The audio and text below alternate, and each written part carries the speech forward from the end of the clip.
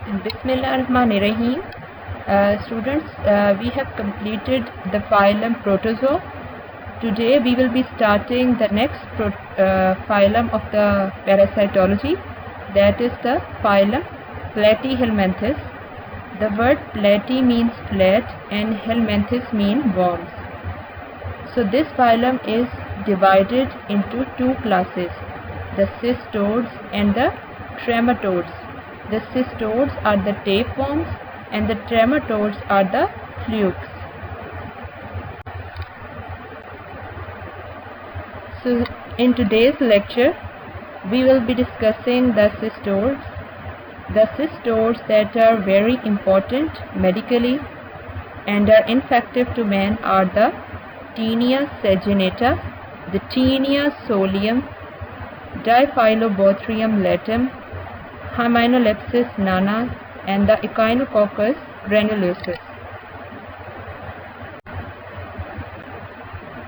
So the cystids or the tapeworms, the pathogenic to man, the Taenia solium, that is also referred to as the pork tapeworm, the Taenia saginata, referred to as the beef tapeworm, the Diphyllobothrium latum, the fish or the broad tapeworm, the Hymenelepsis nana, the dwarf tapeworm, and the Echinococcus granulosus, that is referred to as the hydatid or the dog worm. So we will be discussing the Taenia saginata. The geographical distribution of the Taenia saginata is worldwide, and the adult form of the Taenia saginata lives within the small intestine of man. The characteristic morphology of Taenia saginata is that it is approximately 4 to 6 meters long and it has a pear-shaped head that is referred to as the scolex with 4 suckers. However, no hooks or neck is present in the Taenia saginata. It has the pear-shaped head with 4 suckers. It has a long flat body with several hundred segments that are referred to as the proglottids. The length of the segment is more than the width, and each segment has a branched uterus with 15 to 30 lateral branches. This is the morphology of the Taenia saginata, the flat-shaped body segmented with proglottids, the pear-shaped head or the scolex with 4 suckers, however no hooks are present. So this is the diagram showing the gravid proglottids of the Taenia saginata with 15 to 30 lateral uterine branches. Now the morphology of the eggs or the larval form. The eggs is approximately 35 to 45 micrometers. It is round and yellow-brown in color, and it has a peripheral radially striated embryophore with an outer transparent shell, and it contains an oncosphere with 3 pairs of hooklets. So it has a peripheral striated embryo. Now coming to the life cycle, almost all the cystodes have 2 intermediate hosts and 1 definitive host. So in the Taenia saginata, the intermediate host is the cattle, which get infected through contaminated grass and water, and in the intestine of cattle the striated wall ruptures, that is the wall of the egg ruptures, and the oncosphere is librated, which penetrates the gut wall of the cattle with the help of hooklets and gains entry into the portal and mesenteric vessels through which they reach the systemic circulation. So the oncosphere is filtered into the muscular tissue of the cattle, and here the center of the oncosphere liquefies, and in about 8 days it forms an oval vesicle which gradually increases in size, and it contains the larva, that is the scolex or the future head of the adult worm, and it is known as the cysticercus. So it is the mature larval stage that is formed within the muscular layer of the cattle, that is referred to as the cysticercus.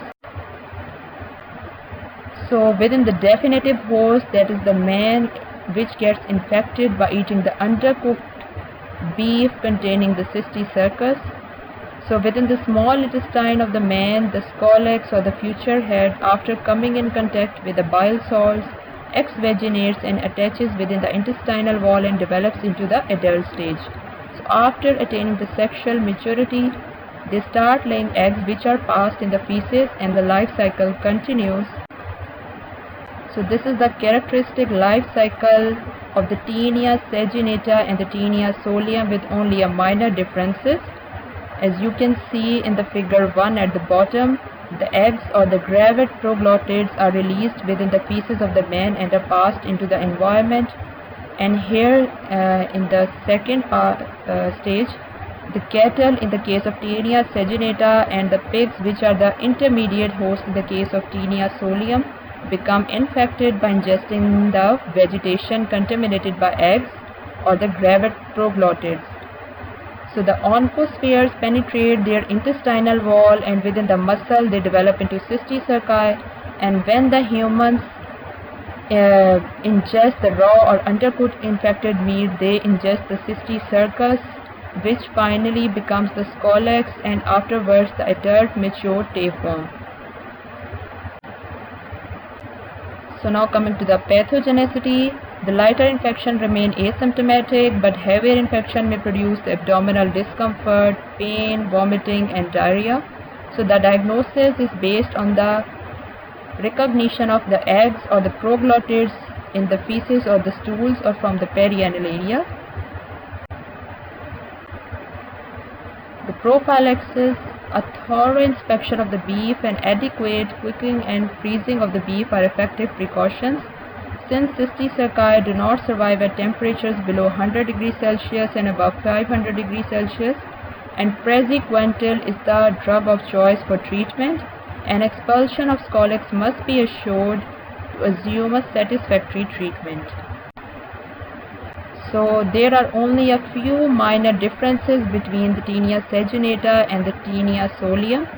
The intermediate host in the case of Taenia solium is the pig, while that of Taenia saginata is a cow, and the Taenia saginata has a pear-shaped head with 4 suckers, while the Taenia solium has a globular head with 4 suckers and a circular row of hooks that is commonly referred to as the rostellum.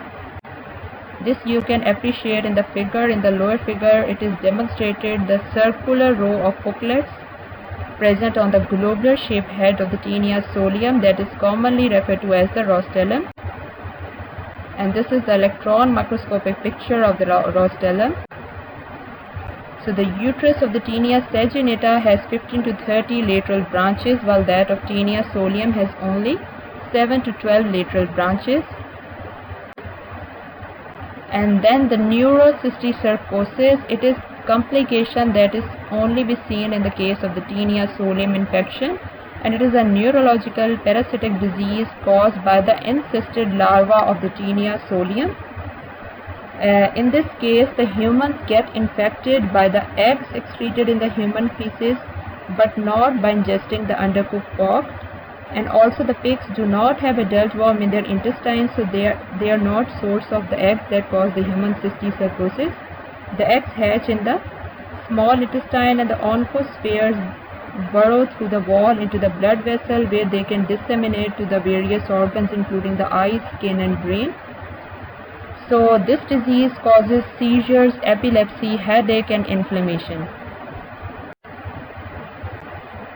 So this is the characteristic CT images of the patient having neurocysticercosis, and this disease can only be diagnosed with the help of CT scan. So the next parasite is the Diphyllobothrium latum, that is also referred to as the fish tapeworm. Its geographical distribution is Europe, America, China and Japan. And habitat is that the adult worm lives within the small intestine of man and also in other fish-eating animals. The morphology, this is the longest tapeworm found in the man, ranging from 3 to 10 meters with more than 3,000 segments, and the scolex resembles 2 almond-shaped leaves and bears 2 longitudinal slit-like grooves that are referred to as the bothria. And the segments in the case of Diphyllobothrium latum are broader than they are long. The segments of the Taenia solium and saginata are longer as compared to their width. However, the width of the segments of the Diphyllobothrium is greater as compared to their length. This difference is illustrated in this figure. The gravid proglottids, the segments have a broader width as compared to their length, and on the left side is the characteristic scolex of the Diphyllobothrium that is almond shaped with longitudinal grooves. Now the morphology of the eggs are approximately 30 to 50 micrometers in size and contain abundant yolk granules and an unsegmented ovum. The segmented ovum in case of the Taenia saginata and Solium, while here the ovum is unsegmented and there is inconspicuous operculum at one end with a small knob at the other end. So this is the characteristic difference in the structure of the egg of the Diphyllobothrium that it contains an opening that is referred to as the operculum at one end of the egg. So this is the characteristic diagram showing the structure of the scolex with the bothrium, the priocercoid larva, the sparganum, the priocercoid larva, and the egg with the open operculum. This is the characteristic shape of the egg with abundant yolk granules. This is again the structure of the egg of the Diphyllobothrium with a small operculum at one end. Now coming to the life cycle, it has two intermediate hosts. The life cycle in the first intermediate host is that the eggs are passed in the feces of the man, dogs and cats, and this egg hatches in the fresh water to produce a Coracidium, that is the ciliated larval form, and it is ingested by the water flea, the crustacean or the cyclops within 12 hours, and within the cyclops the larva loses its cilia and penetrates the intestinal wall and comes to lie in the body cavity where it develops into the priocercoid larva. And in the second intermediate host is the freshwater fish, and when these cyclops or the crustaceans are ingested by the fish, the priocercoid larva penetrates the intestinal wall of the fish, the liver and muscles, where it develops into the plerocercoid larva that are infective to the man. So within the man and the other animals, they are infected by eating the uncooked or undercooked fish that contains the plerocercoid larva. And within the small intestinal wall of the man, this larval form matures into the adult form in 3 to 5 weeks and start laying eggs. So this is the characteristic life cycle. The lower part of the figure demonstrates the unembryonated eggs that are passed within the feces of the man. Eggs embryonate in water and produce the ciliated larva known as the Coracidium, which is ingested by the crustacean or the water flea. And here the Coracidia is transformed into the priocercoid larva within the body cavity, and when these small cyclops are ingested by the freshwater fish, the priocercoid larva develops into the plerocercoid larva, and then this undercooked fish, when ingested by the human, then this plerocercoid larva enters into the human body, where within the small intestine it matures into the adult form, which starts laying eggs, and then these eggs are released within the feces and the life cycle continues. Now coming to the pathogenicity, the clinical symptoms may be mild depending upon the number of worms. They include mild abdominal discomfort, the loss of weight, the loss of appetite and some malnutrition. This is a very important finding in the case of the Diphyllobothrium that due to the secretion of fatty acids which interfere with the intrinsic factor, and also due to the considerable amount of vitamin B12 taken up by the parasites, the anemia and neurological problems associated with vitamin B12 deficiency are seen in heavily infected individuals. So the prophylaxis, freezing for 24 hours, thorough cooking of the fish or pickling of the fish kills the larva, and treatment is the praziquantel, which is the drug of choice. Now coming to the second last cysteid that is important is the Hymenopsis nana. Its geographical distribution is Europe, America, China and Japan, just like The Diphyllobostrium latum, and habitat is the same, that is the small intestine of man, the adult form. And morphology, the Hymenolapis nana is the smallest of all the tapeworms of man. It is approximately 15 to 40 millimeter, and therefore it is also referred to as the dwarf tapeworm. It has a small rounded scolex at the interior end, and the segments can be distinguished at the wider end. The morphology, the eggs are oval or subspherical and small. The embryophore has two membranes in the case of Hymenolapis nana. On the inner membrane there are two poles from which 4 to 8 polar filaments spread out between the two membranes, and the oncosphere has 6 hooks. This is the characteristic ultrastructure of the Hymenolapis nana egg with two membranes. Now coming to the life cycle, the rodents are the reservoir, and infection is by orophycal mode, and hence the cross-infection and auto-infection by the eggs and feces is normal. The worm develops from the ingested eggs into an adult within the small intestine and resides there for several weeks. So this is the characteristic life cycle. The embryonated egg are excreted within the feces of the man, and this egg is ingested by the insect, where the cysticercoid develops within the insect, and the humans and rodents are infected when they ingest the cysticercoid infected arthropod, that is the rodent, or otherwise the humans are infected by ingesting the embryonated egg from contaminated food water. So the oncosphere within the human intestine hatches, and the cysticercoid develops in the intestinal villus, and finally the scolex and the adult form is formed within the intestine, and then these eggs are released through the genital atrium of the gravid proglottids. So the autoinfection can occur if the eggs remain within the intestine. The eggs then release the hexacanth embryo, which penetrates the intestinal villus again and again, thereby continuing the life cycle. So the pathogenicity, the light infections produce vague abdominal disturbances, but heavier infection may cause enteritis, and the diagnosis is based on finding the eggs within the feces.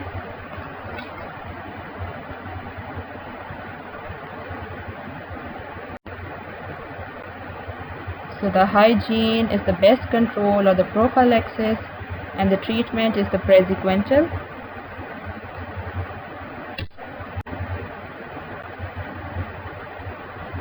Now the last important cystode is the Echinococcus granulosus. Its geographical distribution is worldwide, but it is common in sheep and cattle raising regions. The adult worm lives within the intestine of dogs, jackals and wolves, and the larval form is a high-dated cyst which is common in sheep, cattle and mare. So the mare in the case of Echinococcus granulosus is the intermediate host.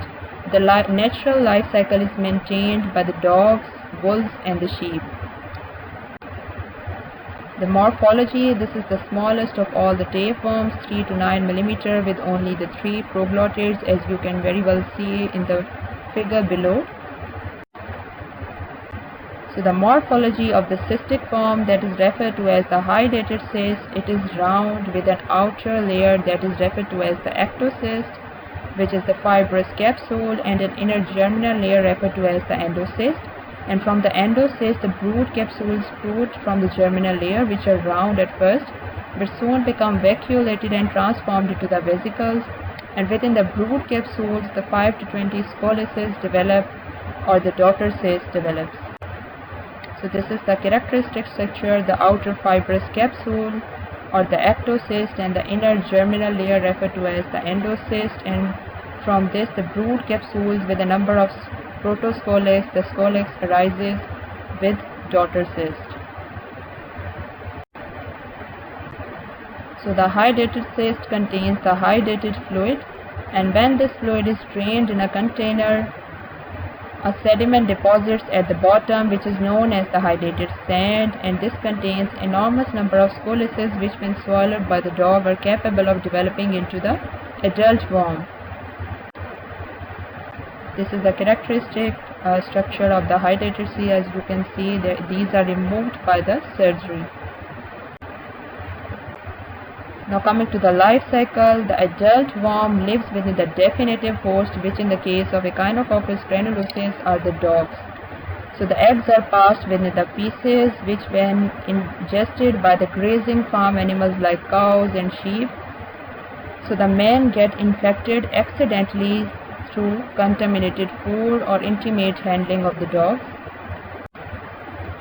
So within the small intestine of the cattle or the sheep, the eggs hatch and the larvae bore their way through the intestinal wall to enter the portal system, and through the blood they localize in different organs like liver, lungs, bone and sometimes brain, and where they develop into the hydrated cyst containing many larvae, that is protocolicus or the hydrated sand.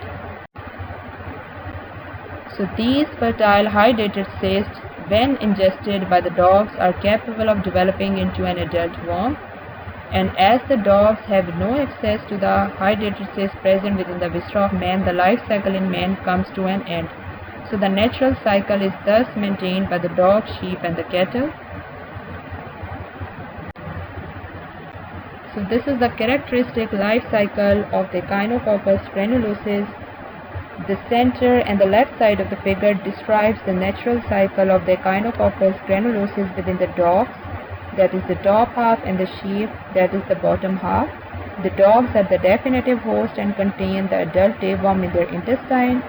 The sheep is an important intermediate host and ingests the eggs in the dog feces. The hydrated cyst containing larvae form in the sheep, and the humans are the accidental intermediate or the dead end host when they ingest the food contaminated with dog feces containing the eggs. That is highlighted by the point blue at the right. The eggs hatch oncosphere embryos within the small intestine of man, as you can see within the figure 3. The hydrated cyst containing the protocolicus larvae form primarily within the liver, lung, brain and the bone, as highlighted by the point 4 within the human body. So this is the characteristic life cycle. So the natural life cycle is maintained by the dogs and sheep, and the humans are the accidental intermediate host. So the pathogenicity, the symptoms comparable to those of a slowly growing tumor depends upon the location of the cyst. A large abdominal cyst produces increasing discomfort. The liver cyst cause obstructive jaundice. The peribronchial cyst may produce the pulmonary abscesses. The brain cyst produce intracranial pressure and epileptic fits, that is referred to as the Jacksonian epilepsy. The kidney cyst cause renal dysfunction. The contents of the cyst may produce severe anaphylactic shock if they are released outside. So the diagnosis, the characteristic diagnostic test is the intradermal or the Cassoni test. In this test, 0.2 ml of sterile hydrated fluid is injected intradermally within one forearm and 0.2 ml of distilled water in the other forearm as a control, and after about 15 minutes a wheal of about 5 cm develops on the test site within positive cases. The other methods of diagnosis are the indirect hemagglutination test, the ELISA, the Western blot or the histopathology.